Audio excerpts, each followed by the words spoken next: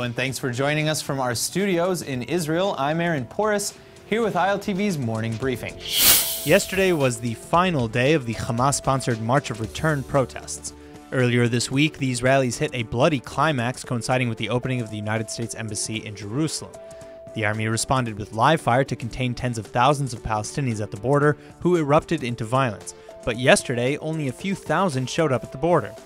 Reports suggest that Hamas actually curbed yesterday's violence in exchange for a relief from IDF retaliation. Things may be calming on the Gaza front, but in the West Bank and East Jerusalem, Israeli security forces are worried that things are only ramping up.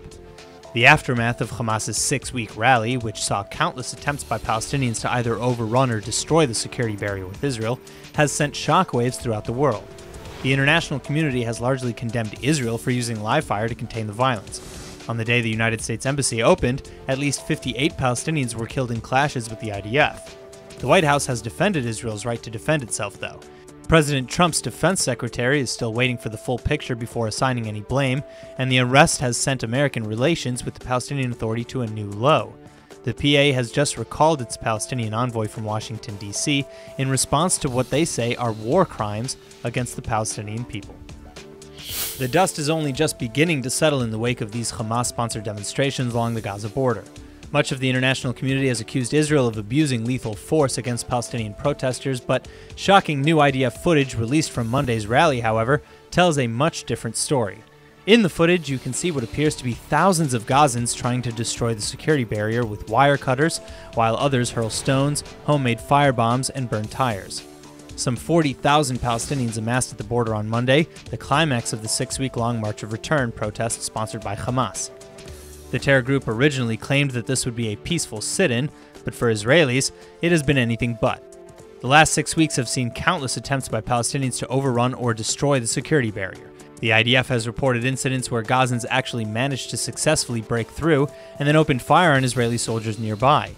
An estimated 112 Palestinians have been killed by the IDF in these latest clashes. 2 journalists, several minors, and 1 infant baby are among the dead. But in Monday's clashes, the army has confirmed that at least 24 of those killed were registered terrorists of Hamas and Islamic Jihad. The terror groups have confirmed 13 of these operatives from their own ranks as well.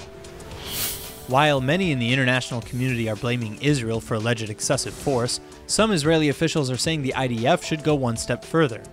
Public Security Minister Gilad Erdan accuses the politicians in power of, quote, not managing on a tactical level all the military operations the IDF carries out, end quote. This is in reference to the idea of resuming targeted killings of Hamas operatives. Security Cabinet member Yoav Gallant is among those who supported Erdan's call, even going so far as to specifically threaten Hamas leader Yahya Sinwar. He said, quote, if Hamas continues to make mistakes, Yahya Sinwar and Hamas senior officials will be signing their own death warrants, end quote. Then, Justice Minister Ayelet Shaked also chimed in, remarking that Hamas needs to know Israel will do whatever it takes to stop the violence. And the whatever it takes attitude is indeed shared among many in Israel.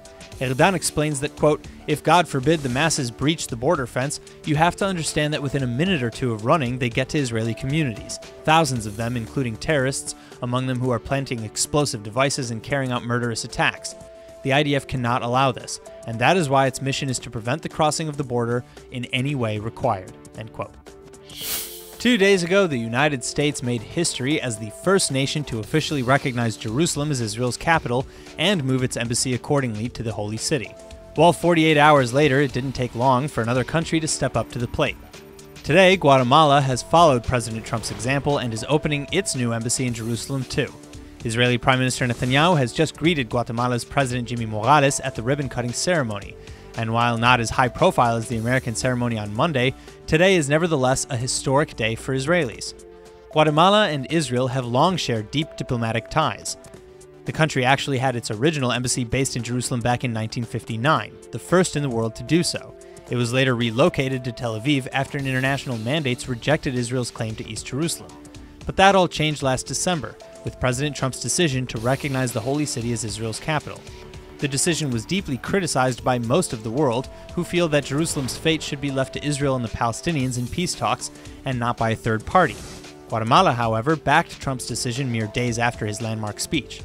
Today's celebration is yet another momentous gesture for Israelis.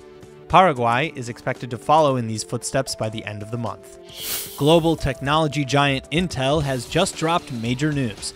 The company has submitted plans to the Israeli government regarding a massive $5 billion expansion to one of their manufacturing plants in the Jewish state. No details on what the expansion will include have been released yet, but the plant in question is known to build chips for servers, workstations, and mobile and desktop computers. Further, Israel apparently offered Intel a whopping $380 million grant as an incentive to expand here in Israel as opposed to elsewhere. But for both Israel and Intel, it seems to be a win-win. According to Intel's Israel head, Intel and Israel began a partnership in 1974 and is today responsible for $3.6 billion worth of exports and $35 billion in investments locally within Israel. Finance Minister Moshe Kachlon also lauded the operation, tweeting that the new expansion was, quote, a major accomplishment for the finance ministry and an affirmation of Israel's status as a rising power in the world economy, end quote. That's all for now. I'm Aaron Porras, and see you later with our main daily broadcast from Israel at 2 p.m. Eastern Time.